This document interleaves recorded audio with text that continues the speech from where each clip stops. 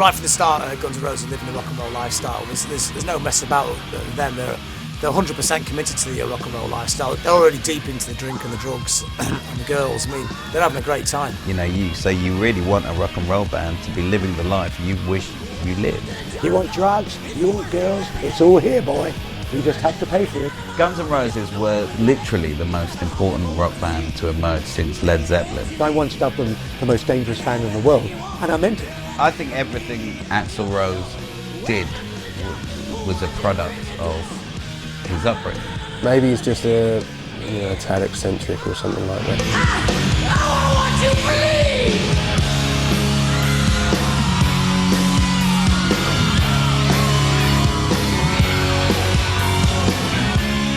When you're high, you never wanna come down, down, down, down, yeah.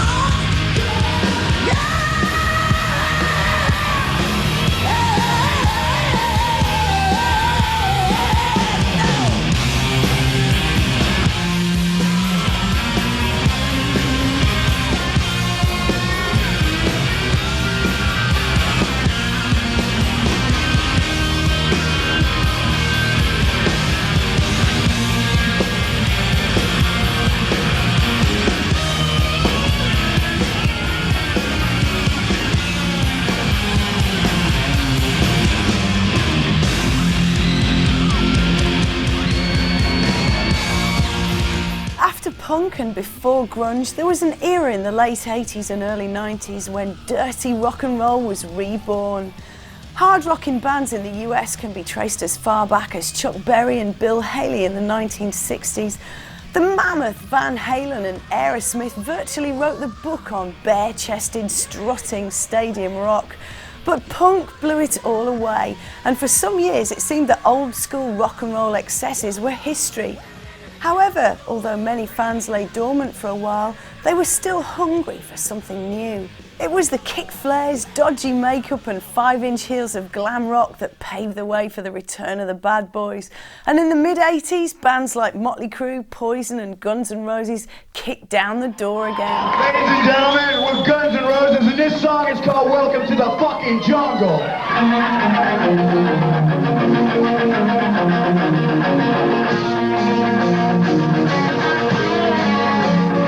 The first time I ever heard Guns N' Roses was via their demos in the summer of 1986, and the guy who'd just taken over as manager, Alan Niven, I knew through managing another band, Great White, and he said, I've just taken on this bunch, have a listen to their demos, see what you think. And I must admit, when I heard their demos, I thought, this is something special, this is quite good.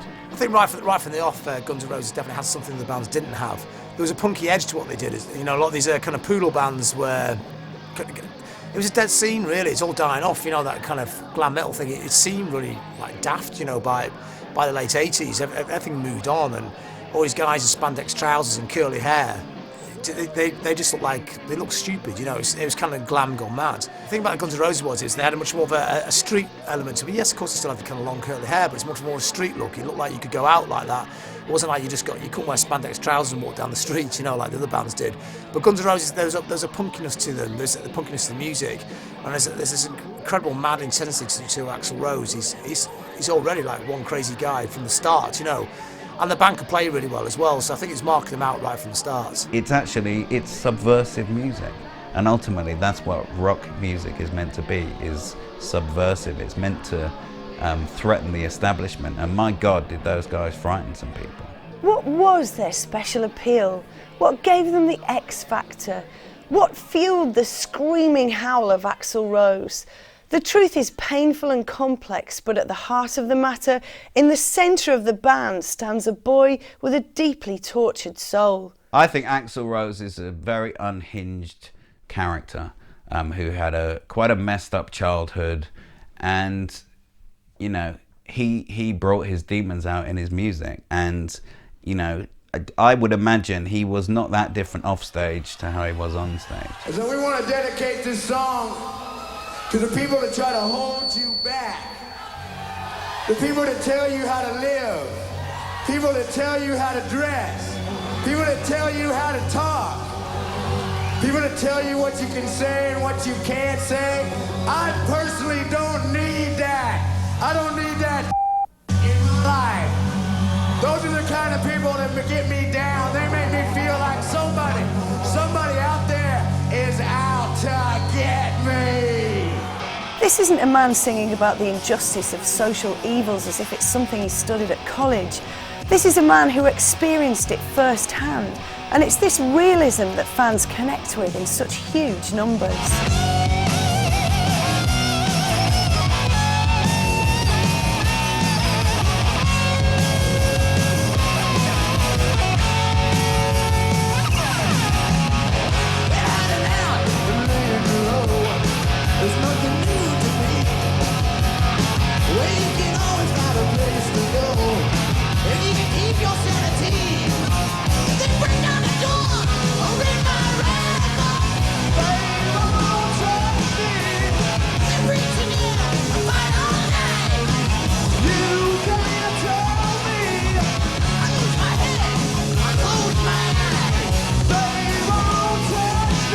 You look at him as this kind of moany, spoilt brat, I suppose. But ultimately, he didn't care about, you know, how he came across. I think he was just angry with the world, you know, really angry with the world. And then that is very much, you know, if you take Guns N' Roses as Axl Rose's band originally, you know, he was the guy that started this. I think they very much reflected his, you know, his problems with life. It's totally had to do with Guns N' Roses kudos, because at the time I think rock and roll's, it's always this kind of perennial battle with music, and this labels always try to make everything corporate and tidy it all up and make it nice, and all the bands, all the rock and roll bands at the time weren't nice, you know, they were dull, they were just like, they could get onto MTV all the time, their lifestyles are boring. Guns N' Roses are unapologetically horrible bunch of people, you know, and that's the attraction of them.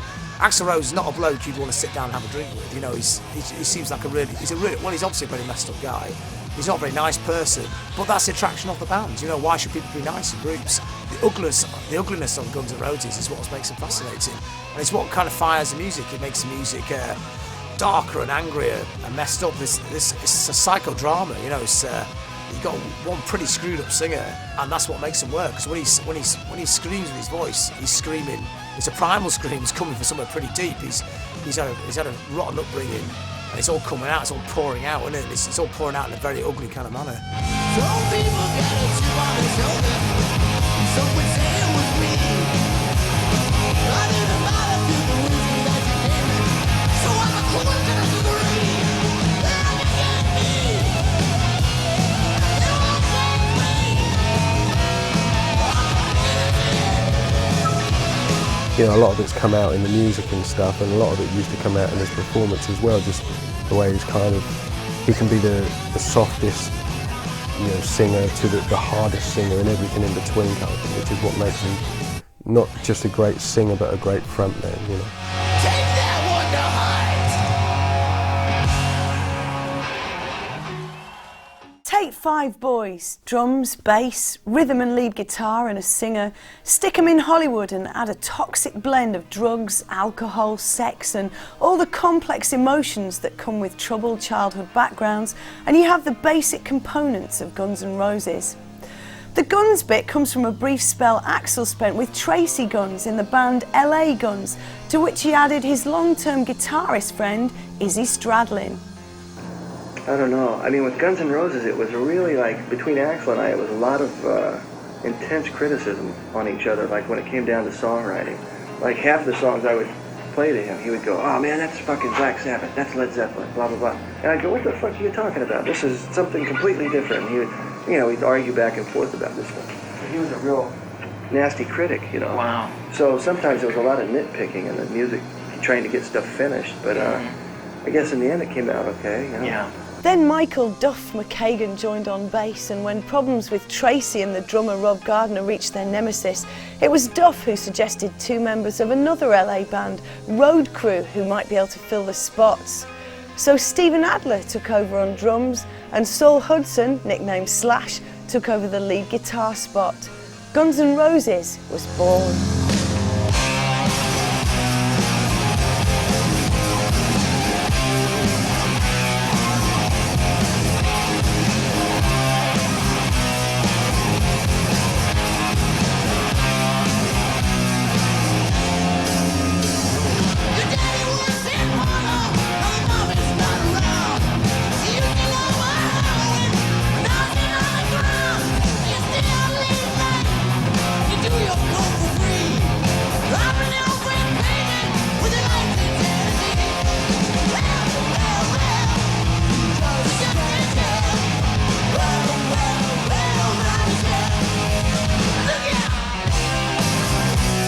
There's no question to me that without the rapport between the various members of Guns N' Roses, and I'm talking about the classic lineup, and that is Appetite, nothing would have happened. That band would not have sounded like they did if it hadn't have been exactly that group of characters.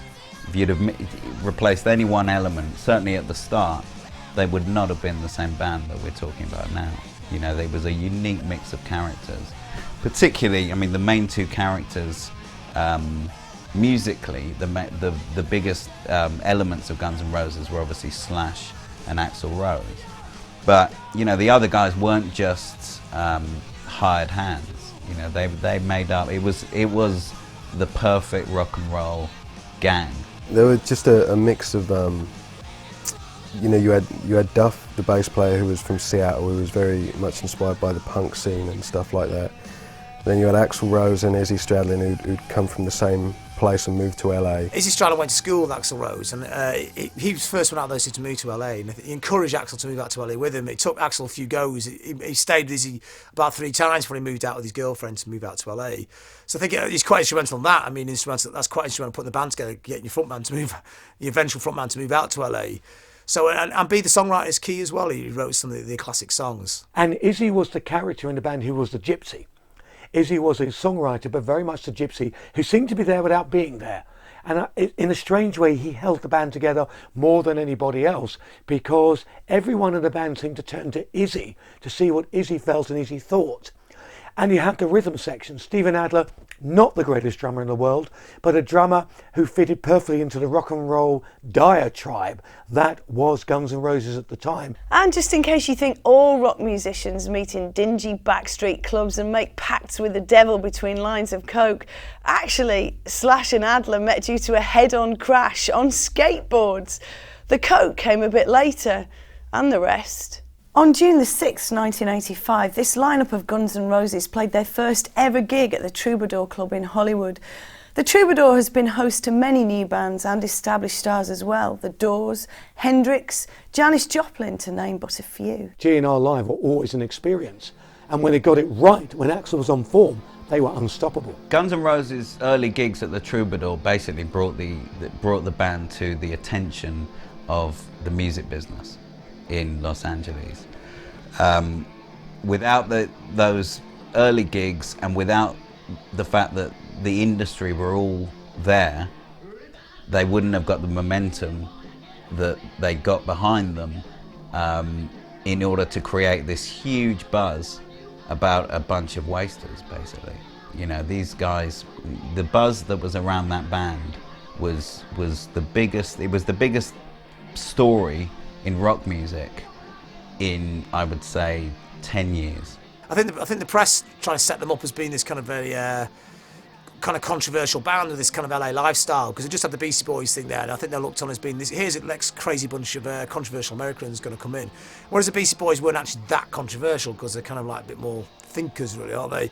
Guns N' Roses are completely wallowing in the rock and roll lifestyle, and that created a lot of interest as well. There was like, eventually, you know, here's new bad boys of rock and roll, and you like they unapologetically take loads of drugs and they drink, and media is fascinated by this kind of stuff, you know, like people who take drugs, you know, as if that's more interesting than the music. After another gig in Seattle, the band embarked on what was aptly called the Hell Tour, covering several venues. All of these would turn out to be disastrous, with the usual problems of fly-by-night promoters, rotten PAs, dire accommodation, if any at all, and the usual fights with either police or punters or both. Violence and chaos was a way of life. I think whenever they were tempted to be violent, it was because of provocation. They never started things themselves. Yes, Axl sometimes incited, shall we say, riots, because he'd get angry about someone with a camera in the audience, or someone saying something to him in the audience. But again, it was provocation. In his eyes, he wasn't starting something, he was finishing something. And he did jump in the audience on occasions and punch somebody out who had a camera, which led to all sorts of problems. Hey, take that, now get that guy and take that. I'll take it, goddammit.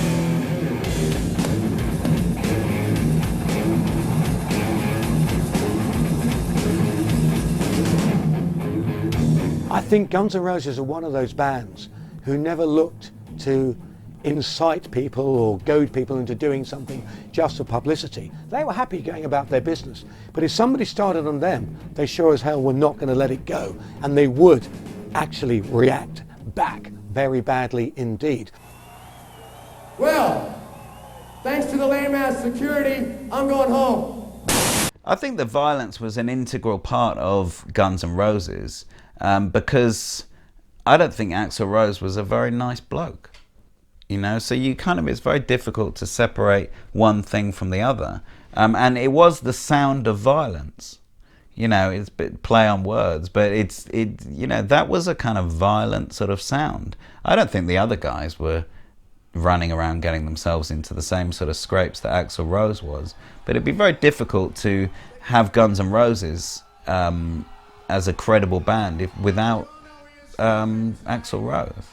And so the fact that, you know, he was allegedly this misogynistic, violent homophobe, you know, it was very much an integral part of the makeup of the band. Now that's not politically correct, but then they weren't a politically correct band. But this tour really cemented the band. They were tight at every level and they needed to be, considering the grueling road up ahead. The band created a massive buzz, especially on the West Coast club scene, and they were blowing sellout audiences away. It was Geffen that finally inked a deal with them on March the 26th, 1986. They released Guns N' Roses' first single in '87, a double A-side, It's So Easy and Mr. Brownstone.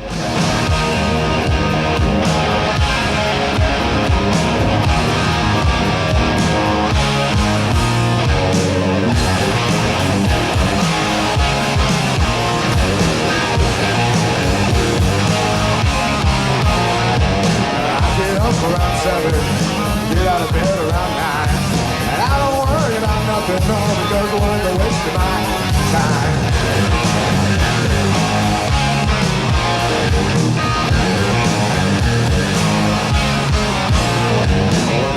The label had promised not to interfere with the band's creative process, and true to their word, Geffen let them get on with it in the studio. But had it not been for the phenomenal success of Guns N' Roses, they may not have been so accommodating. Indeed, in later years, Geffen would take back control.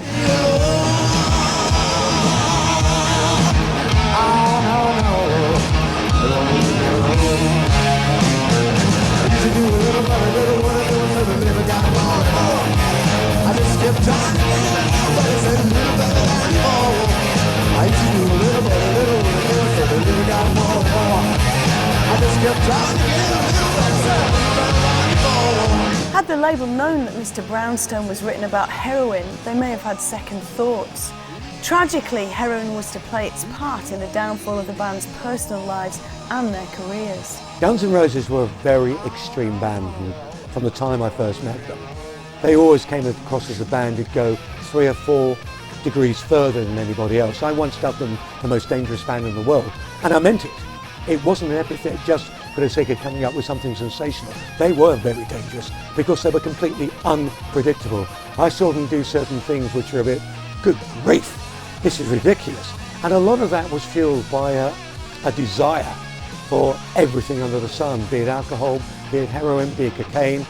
Ultimately, it was to be a lot of their downfall because they couldn't get out of that cycle that took them down into the pit. I think the hedonistic element of Guns N' Roses has been overplayed because eventually they were actually turned into these cartoon figures. But actually, this band were a bunch of hedonistic, drug-taking, misogynistic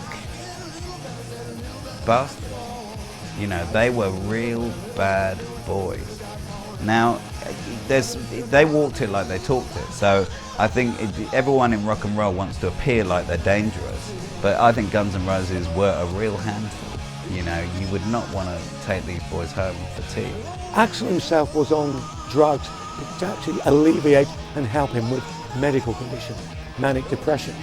And he was constantly unpredictable. You never knew from one moment to the next what Axl was going to do or Axl was going to say. Slash got into heroin later on and found it very difficult to get out, as did Izzy. Duff was very much into alcohol, but they all unfortunately did too many drugs.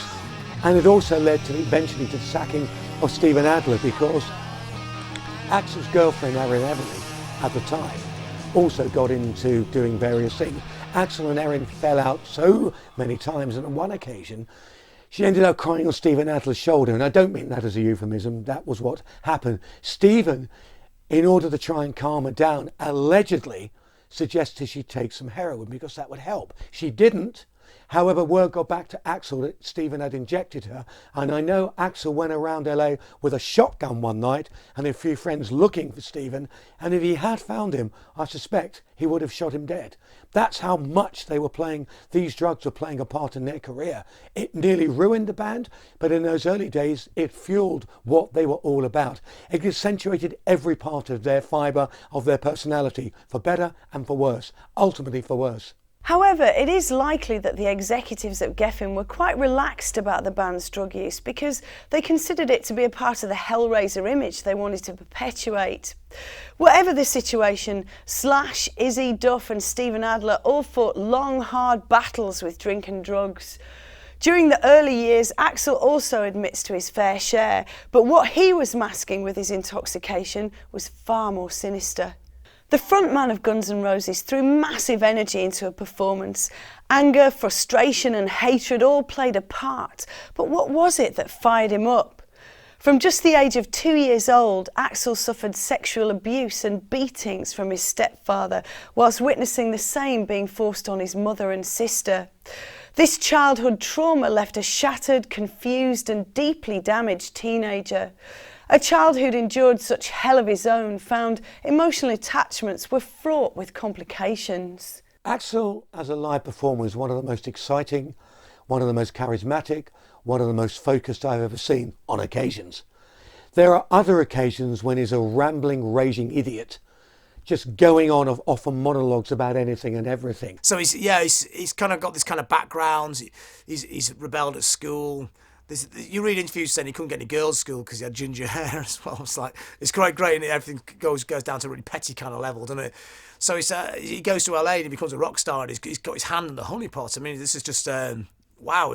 I'm the guy that everyone shunned at school. Now I'm the top dog. But he's add on to that, he's got kind of more kind of deeper issues when he's growing up as well. So this all adds into this one intense package. So he comes over this. He's got a very ugly kind of persona. He's never come to terms with who he is or what he is. It still wells up inside him. He still feels the need and occasion to mentally and verbally abuse people for no reason at all. He still feels the need to surround himself with yes men who, when he says jump, they say how high. He's never come to terms with his past, which is very dark, very locked into a childhood that wasn't very happy. He's still trying to express all that. And even when he expresses it, he still feels the rage within him. It fuels his hate. It fuels his rage. It's not cathartic. Makes him a fascinating individual, but it makes him someone with a chip on both shoulders, very balanced in that respect, I suppose, and also someone who can go off at a tangent at a moment's notice. The whole thing of Welcome to the Jungle is everything about living in LA and you know, it being such a strange place to live, and especially when you've moved from far afield and you're trying to do something there. You know, LA's a place where if you're an actor or a musician or trying to make it in any way, everyone moves there, you know, so there's so much going on, and it's just their view of it kind of thing, and it's just a great song, just a great sort of anthem in a way, you know, of the whole late 80s LA scene and stuff, which is, you know, just a great song, and sort of says everything about an introduction for the band as well, you know, like this is us and this is what we do.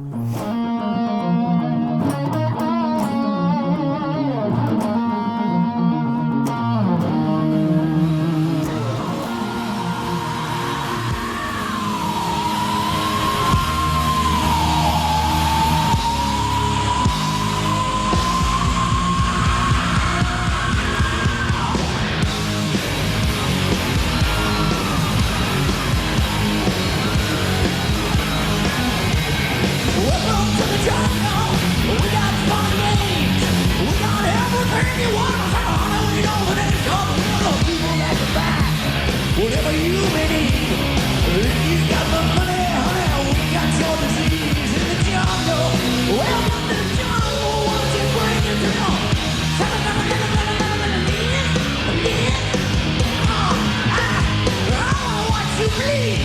The jungle had a dual meaning. On the one hand, it represented the madness of living in LA, perhaps overwhelming for a country boy like Axl coming from Lafayette, Indiana.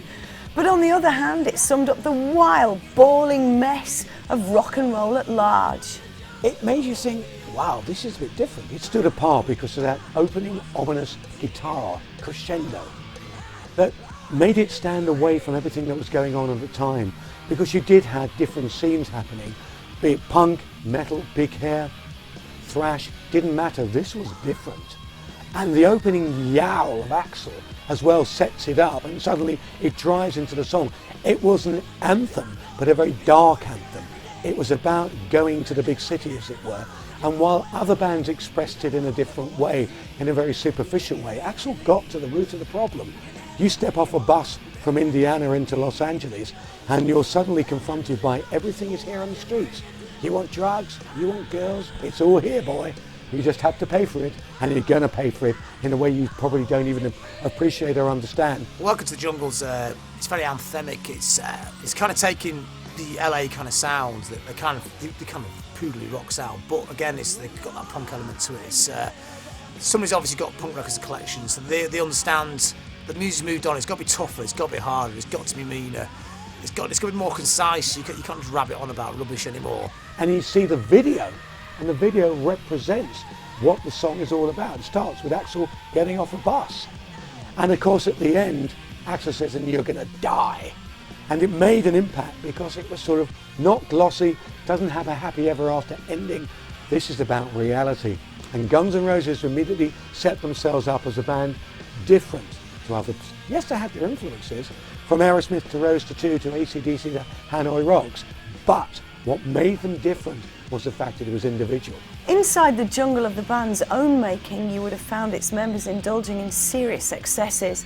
Duff McKagan, by his own admission, was drinking gallons of vodka a day, on top of 3 or 4 grams of coke. It was no surprise that finding a manager for a band like this was going to be testing.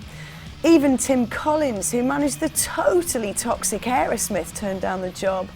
It eventually went to Alan Niven. We couldn't get a manager to save our lives. Really?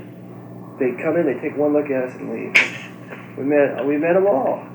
I remember one guy, me and Slash had just come back from Tijuana, and we had tequila. We had an apartment down in off of Sunset there, and we had tequila, and that black tar heroin was like the thing of choice back then. Whenever we could get it, we were dabbling at that time too. We didn't have serious habits.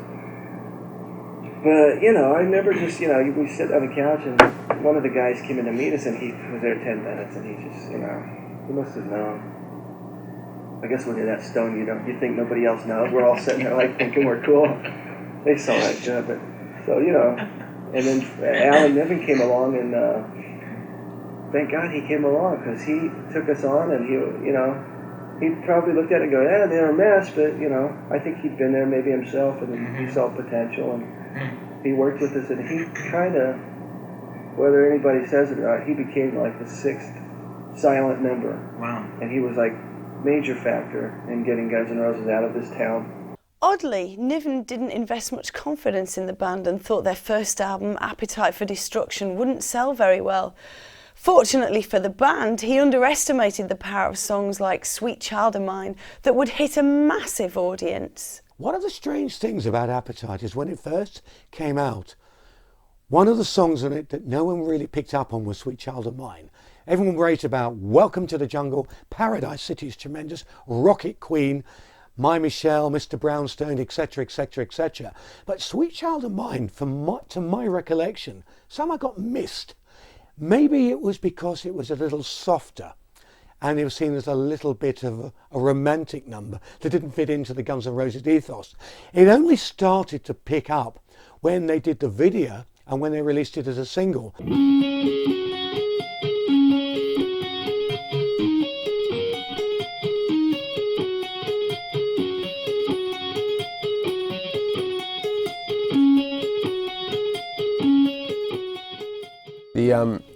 The basic layout of Sweet Child of Mine is obviously it's that riff that makes the song. Apparently a riff that started off as a jokey thing while they were rehearsing one day.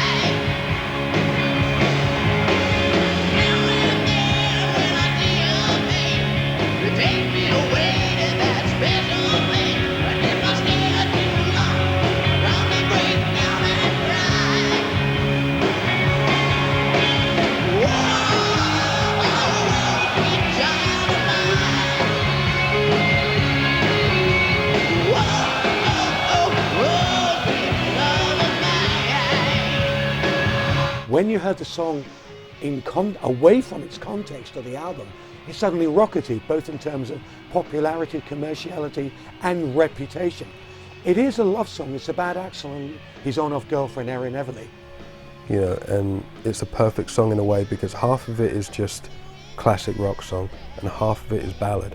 And that's the appeal of that song, that it drew him a lot more fans, even if it was just for that song. And so they bought that album, you know, which was a real good move on their part, obviously, to release that song as a single because it sells so many more albums and stuff. It was like probably the lightest song on that album, but if you're a fan, it's one of the songs that you're not too bothered if you never hear again because it's kind of been so overplayed on radio, but it's, on the other hand, it's just such a radio-friendly song. And what Axl is basically saying in the song is, I need you, but I don't know why. And I'm not sure what we're going to do. Where are we going to go from here? Where do we go? It's a question I don't know the answer to. And I think a lot of people picked up on that sort of teenage relationship, even though by that time Axl was out of his teens, and they could identify with the uncertainty of the situation. Sweet Child of Mine is about one of Axl's childhood girlfriends, Erin Everly. It contains poignant lyrics about finding comfort in the arms of love while waiting for the storms of life to pass over. And it has a beautiful eloquence. Sweet Child of Mine is a song that broke Guns N' Roses through. I mean, before that, the album come out, and it did okay, but it wasn't like a big album. I think Appetite for Destruction was what you call a slow burner. I don't think people realised what a fantastic record it was at first, and I think it was perceived as heavy metal, you know, and I think they'd had publicity in the heavy metal press and nothing outside that. But I also think there was such a hype surrounding Guns N' Roses that I think a lot of people were ready with the knife sharpened. And they were kind of like just another LA band out on the roads, but Sweet Child of Mine got picked up by MTV, which is quite surprising because it's a really long song and a really long video, but it's a really great song. It's something about it really connects. It's very anthemic. It's quite a beautiful song. So you kind of got, on one level, you got this kind of very kind of ostensibly very thuggish band, a very ugly band, singing this kind of very romantic song, you know. And and most of that time that does not work at all. Probably one of the worst genres of music is the rock ballad. It's so crass and clumsy and boring normally, but his vocal on it is absolutely fantastic, you know, and there's a beauty to it, which these are all kind of words you would not normally associate with bands like Guns N' Roses, and especially Guns N' Roses themselves, because there's a very kind of dual thing going on here, you know. There's definitely an ugliness to that band, but there's also beauty to them, and that's quite fascinating. But also it's a really brilliantly well-written song, and it became an MTV staple, went to #1 in America and broke the band huge. And when I say huge, really huge. For about 2 years, they were the biggest band in the world, you know, they could do no wrong. By the end of the 1980s, when everybody had heard Appetite for Destruction, everybody owned Appetite for Destruction, GNR were on mainstream TV, radio. To me, they were the most celebrated and controversial and talked about rock and roll band since the Stones in the mid-60s. No one had come close to that sort of reputation, fame, infamy. Everything combined incredibly. They were everywhere. Every magazine wanted to talk to them. Everybody knew who this band were. And for them to deal with it was almost beyond belief. You can't deal with that. And I still believe it's serendipity. Yes, there were elements you can take out. Great songs, controversy, rock and roll attitude. But there's an extra factor, the X factor, if you will, that drives a band to that level because you can't market it. You can market an album in America maybe to 2 or 3 million. Very clever marketing can take it to that level. To take it to 20 plus? No way. It happened. It just had its own life and its own momentum.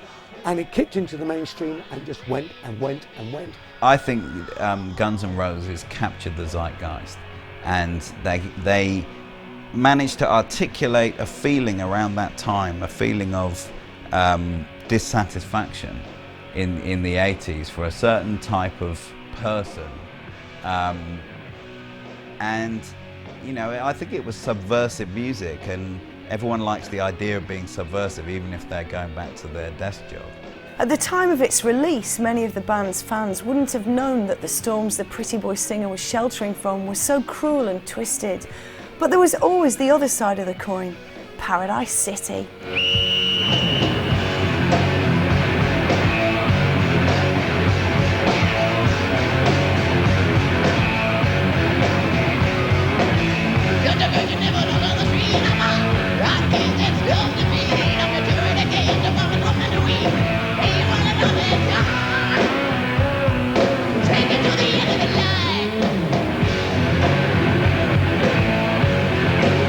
Paradise City was, it's a great swaggering rock and roll anthem. I mean, if you got to Guns N' Roses because of Sweet Child of Mine, you probably think that's the kind of stuff they were doing. But Paradise City shows probably the true nature of the band. It's punky, it's rock and roll, it's all meshed together perfectly. You know, it's dirty, grindy, messy riff. You know, and it's singing about LA and it's singing about the trash of LA, the dirt of LA. A thing that they've returned to again and again in their kind of in their little mini career. What was the celebration of rock and roll and all the kind of rock and roll lifestyle, the sex, the drugs, the rock and roll, LA, the whole thing mashed together.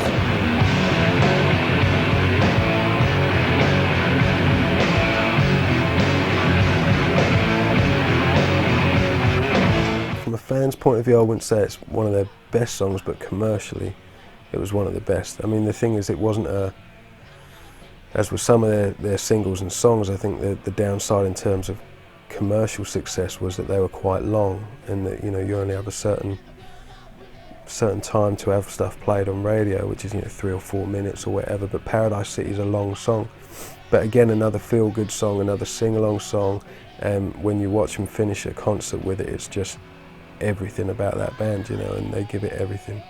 If there's one song that sums up Guns N' Roses' primal appeal, it's Paradise City. The energy and the simple message that paradise is a place where the grass is green and the girls are pretty won the hearts of rock fans all over the world. Paradise City is the epic, if you want, of Appetite. And it builds and builds, but you're never quite sure what's going to happen. And then suddenly you've got this moment where everything almost becomes freeze-framed, where Axl goes into a single note, where the whole thing comes to a coalescence, and then it opens up into this absolute dynamic, driving rock and roll song that is almost thrash.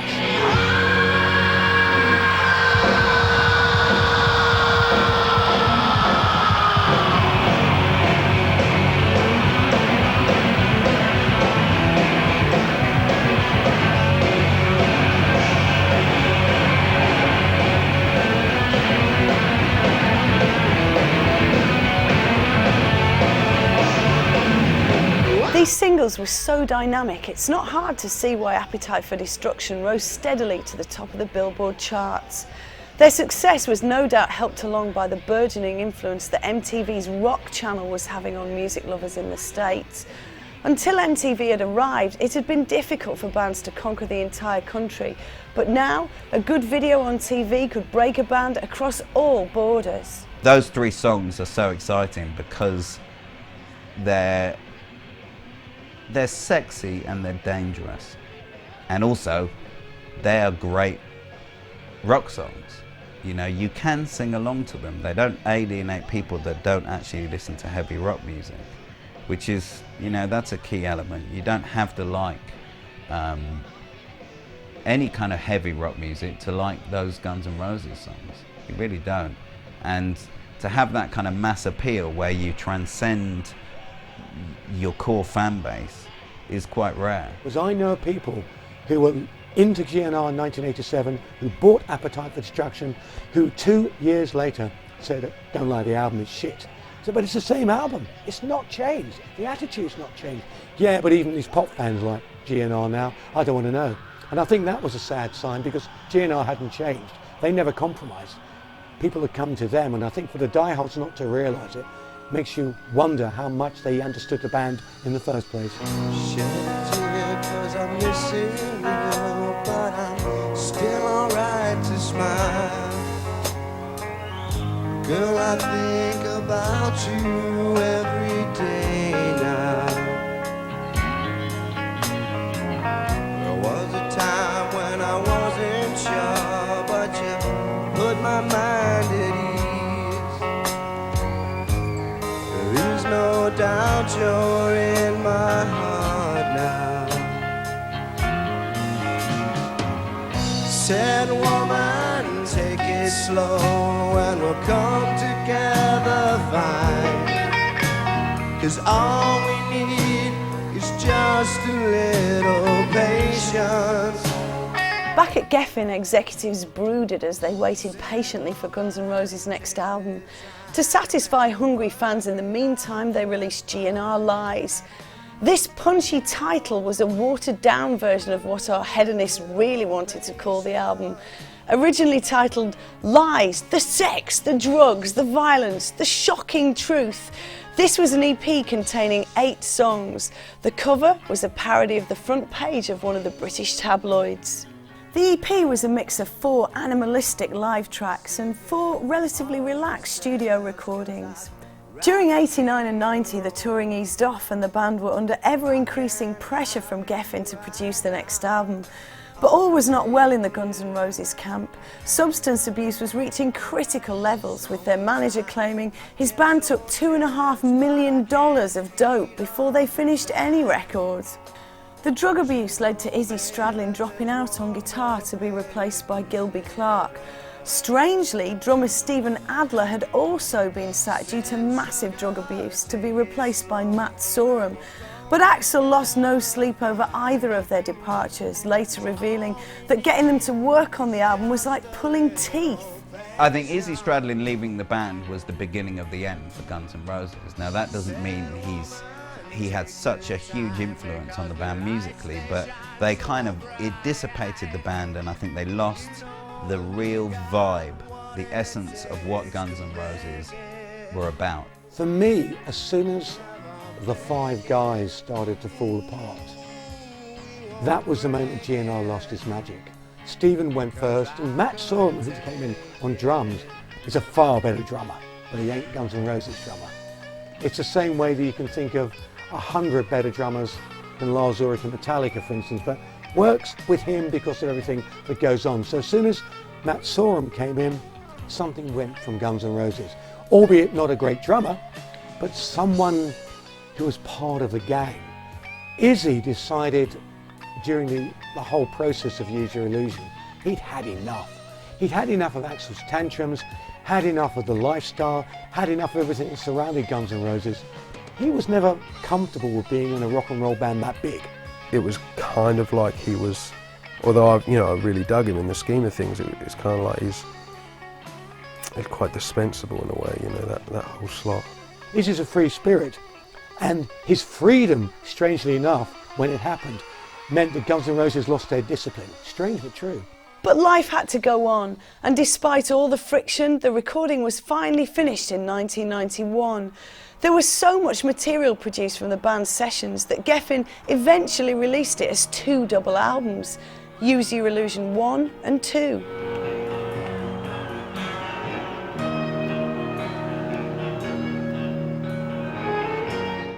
You know something? I can't think of one track from either of those albums that has made any kind of lasting impression on me. Now there are some quite good songs on there, but I just think they're not very good records. There's 2 albums there, and they would have made a decent single album. They just got carried away with themselves and their own hype. And I'd say it's quite difficult not to when you're that big, when you're playing stadiums after your first album. I think it's actually quite difficult to keep your ego in check. Remember, in the music business, it would be very difficult for anyone to say no to them at that point. So, it's the Oasis Be Here Now syndrome. Ultimately, everyone would have been telling them that everything they did was brilliant. So it was like, oh, let's make a double album and then release them as 2 single albums so we can make more money out of it. Great idea, Axl.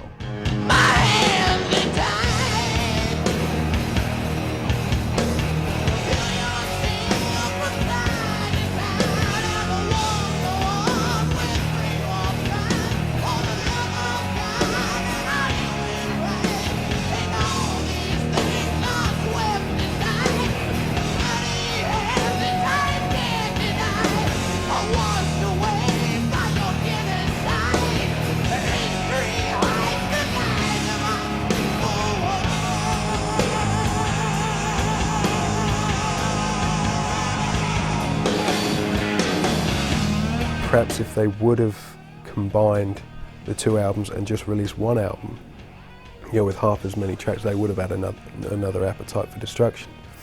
But then, they only released sort of 4 albums in their entire career, and so that would have been 1 less, and it just would have seemed not right, I guess. Now, for most people, They say if Use Your Illusion had been one single album, distilling the best of the two double albums, it would have been better than Appetite.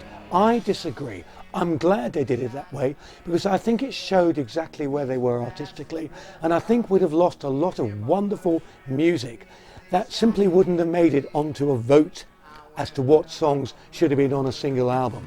For instance, I think of A Dead Horse, which is a fascinating piece of music that probably wouldn't have been on a single album, but is worth its weight in gold. Civil War may not have made it, it's too long. Or they would have edited it down.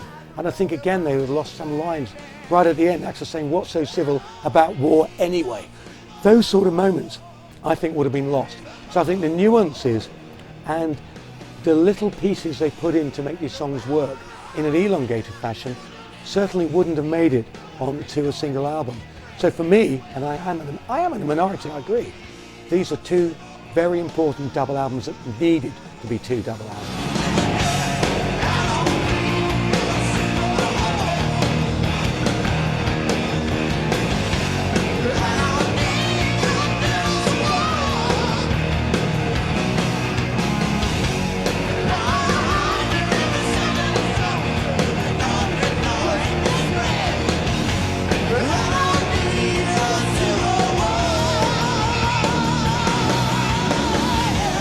Then it was back on the road again for the Use Your Illusion tour.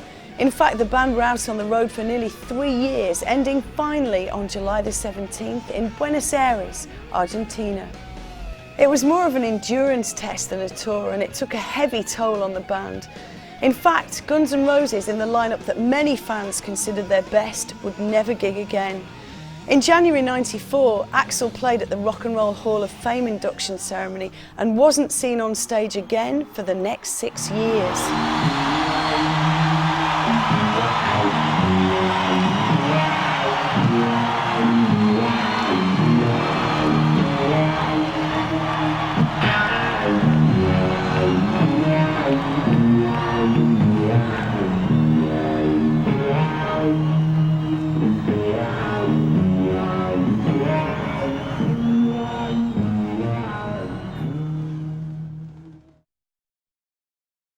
The next album has been named Chinese Democracy, but at a reputed cost of $9 million, the finished product has still not hit the shelves.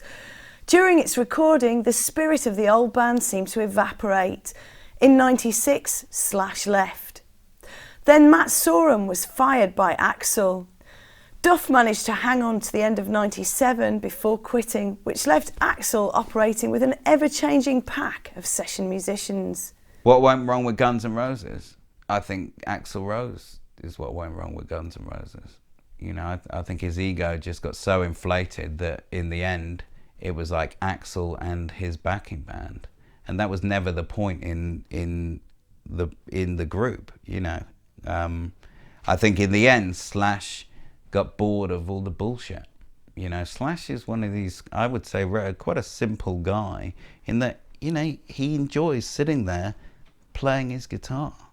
That's actually what this guy wants to do, you know, on any given day. I should imagine when he's off duty, he's sitting there playing his guitar. You know, he'd be doing this for fun if he wasn't getting paid for it. And in the end, I think the excess and the bad boy behavior and the kind of abuse took over from the music with Guns N' Roses. And, you know, there's something, it's a waste.